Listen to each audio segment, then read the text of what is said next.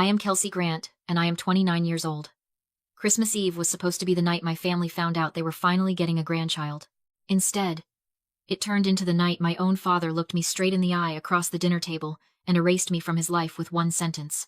The house was full of polished silverware, expensive wine, and fake smiles. I waited until everyone had taken a bite of prime rib, set my fork down, and said as calmly as I could, "I am pregnant."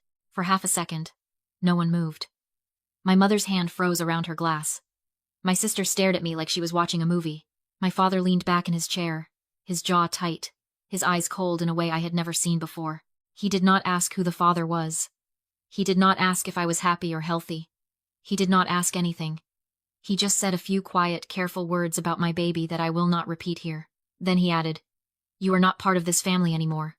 You are out of the will." That was it. Years of doing everything right, wiped out between the main course and dessert. I swallowed the lump in my throat and stared at the table. I did not scream. I reached under my chair, took the small, perfectly wrapped present I had brought for him, and set it in the middle of the table. Then I pushed back my chair, wished everyone a Merry Christmas, and walked out of that house. I sat in my car, watching the Greenwich fog crawl across the windshield like a cold, gray shroud. I did not cry. Crying is a luxury for people who still have something to lose. I took out my phone and opened the Miller family office portal. For 10 years, I was the silent architect, the chief financial officer who fixed the tax messes Julian created while he was busy blowing thousands of dollars in Vegas. My father loved his legacy, but he forgot who actually poured the concrete for the foundation. I navigated to the Spendthrift Trust settings. With 3 steady taps, I flagged Julian's primary account for a suspicious activity report. It was not magic. It was a standard 48-hour internal audit freeze. I knew Julian was drowning in debt. By freezing that account, I was not just taking his money, I was taking away his oxygen. A moment later, my screen lit up with a text from my mother, Celeste, calling me ungrateful. I stared at the words until they blurred. They thought I was the help because I did not brag. They forgot I built the very walls they are currently hiding in. They broke me back then. But today, I am the one holding the hammer. Julian, now panicked by the account freeze and his own secret $200,000 gambling debt, decided to go for the throat. He sent a formal moral turpitude notice to my employer, claiming I was a risk to the firm's reputation. He was trying to trigger a clause in our grandmother's trust that would disinherit me completely if I were ever involved in scandalous conduct. I met my lawyer, Mary Ann, in a dimly lit corner of a downtown hotel. She handed me a stack of land deeds. That is when we found it. Julian had been using the very property held in my name within the trust as collateral for his private bridge loans.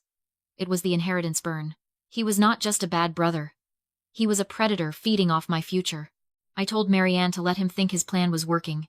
I wanted him so confident that he did not see the federal trap he was walking into. They thought they were the ones in power. But I was the one who controlled the paperwork. I watched Julian like a hawk at the next family brunch. He was riding high, fueled by expensive champagne and the belief that his plan to disinherit me was a slam dunk. When he got up to brag to an investor, he left his physical security token sitting right next to his half-eaten lobster. I did not touch it. I just leaned over and took a high-resolution photo of the serial number on the back of the token. Within 10 minutes, I had sent that photo to Sterling, Julian's thirsty young associate. I sent Sterling a confidential headhunter opportunity from a dummy account. He was so desperate to escape Julian's shadow that he opened the attachment on the firm's secure network. One click was all I needed. A moment later, the truth flashed on my screen. Julian had been funneling money from the firm's client escrow accounts to cover his tracks. I was looking at a mirror of every illegal transfer and every cent he had stolen. They thought I was a liability, but they were about to find out that Julian was a liability to the federal government. The hearing was a calculated trap. Julian was standing at the lectern, performing for the board members and the observers from the Vanguard group.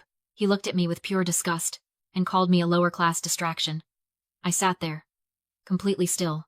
I waited until Julian reached his peak the moment he promised the board that his unwavering integrity was the firm's greatest asset. I hit enter.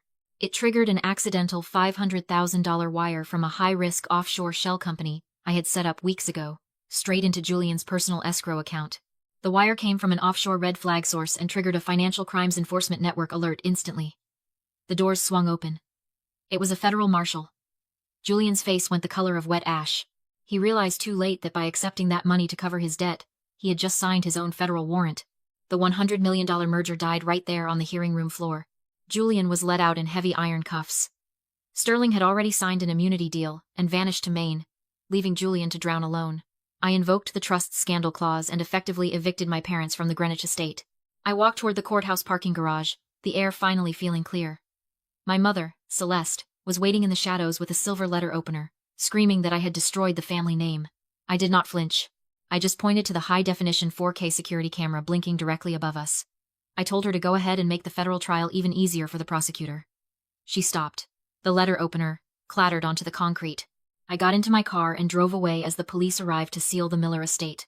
My past was under yellow tape, and my future was wide open. The judge sentenced Julian to 12 years in federal prison for wire fraud and interstate money laundering, with eligibility for parole only after 10 years. The court also ordered a massive restitution of $342,000.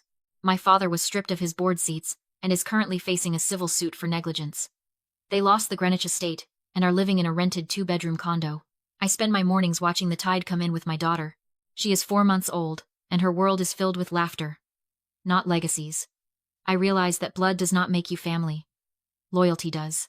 If you share a last name with people who treat you like a spare part, you are allowed to walk away. True revenge is not loud, it is the steady, silent withdrawal of the foundation you provided. When you stop holding them up, they have no choice but to fall. I know exactly what you are screaming at the screen right now. You're asking, why did she wait 10 years? Or why did she ever fix Julian's messes in the first place? It's easy to judge from the outside. But when you are in the thick of a toxic family dynamic, logic usually takes a backseat to survival.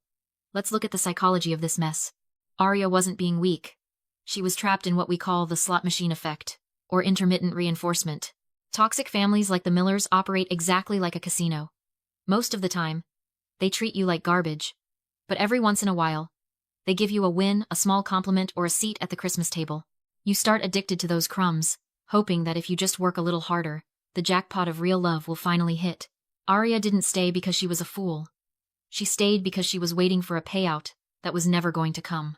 Now let's talk about financial self-defense. Aria's win didn't come from her emotions. It came from her strategic execution.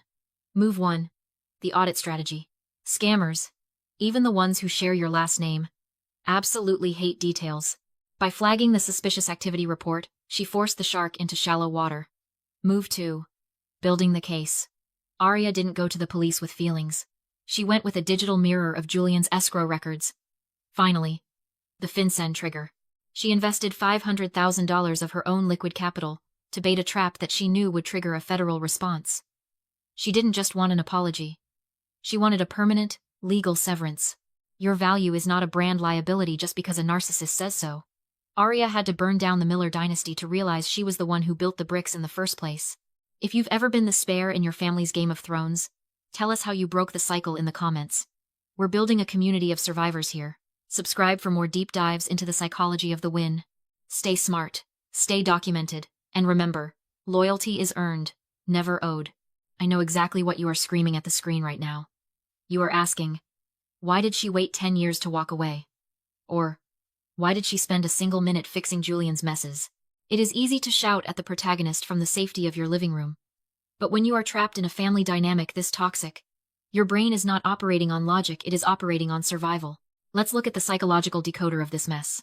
Kelsey was not being weak. She was trapped in what we call the slot machine effect. In psychology, this is known as intermittent reinforcement. Toxic families like the Millers operate exactly like a casino. Most of the time, the machine takes your money and gives you nothing but cold silence.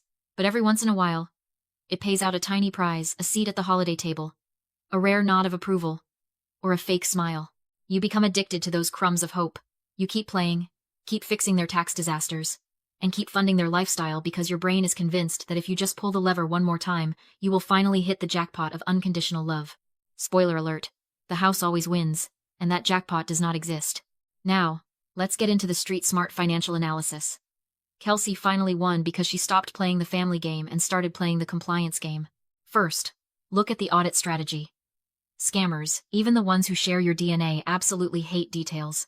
By flagging the suspicious activity report, Kelsey forced Julian out of the shadows and into the light of professional scrutiny. If you suspect you are being drained, stop arguing and start documenting. Second, notice how she handled the buyout. She did not just take her money and run.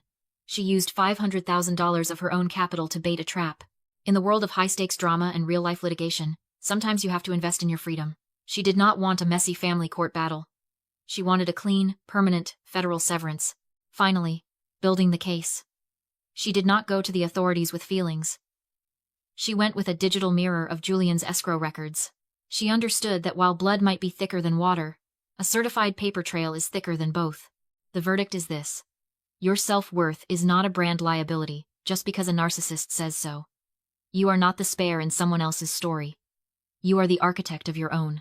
Kelsey had to burn down the dynasty to realize she was the one who manufactured every single brick in that building.